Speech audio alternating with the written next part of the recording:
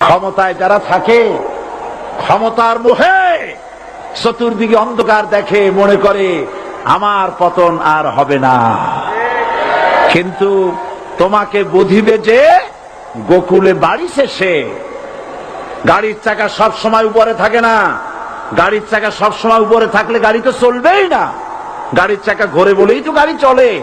সুতরাং এই উপরে তোমার চাকা উপরে এখন আছে বলে, তোমার দলের চাকা উপরে আছে বলে যারা মানুষের উপরে জুলুম করছো, আলেমদেরকে ধরতেছো, মুসল্লিদেরকে ধরে ধরে জেলে ঢুকাচ্ছ, সময় আসবে এমন ইন্দুরের গর্ত অপমানা পালাবার জন্য। আল্লাহর প্রতি অবিচল বিশ্বাস এবং আস্থার কথা বলেছিলেন শহীদ প্রেসিডেন্ট জিয়াউর রহমান।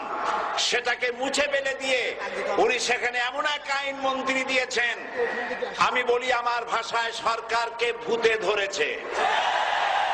ভূতের পা নাকি থাকে পেছনের দিকে, সামনে যত এগোতে চায় তত পেছনে চলে যায়। সরকারে কিসে ধরেছে? ভূতে ধরছে।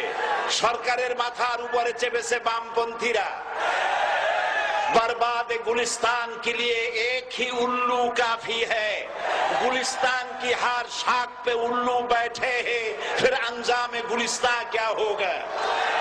ফুল বাগানের ধ্বংস করার জন্য একটা হুতুম পেঁচা যথেষ্ট, কিন্তু হুতুম পেঁচা বসে গেছে প্রত্যেক ডালে ডালে। ফুল বাগানের অবস্থা কি হবে আল্লাহই জানে। শিক্ষা ব্যবস্থায় তিন নাস্তিক বসা। আইন যাকে দেওয়া হয়েছে তিনি আইনের চেয়ারে বসে সব বেআইনি কথা বলতেছেন। তিনি বলতেছেন ধর্ম ভিত্তিক রাজনীতি চলবে না। প্রধানমন্ত্রী আপনি বলেন নাই আমরা আপনার কল্যাণকামী, যেভাবে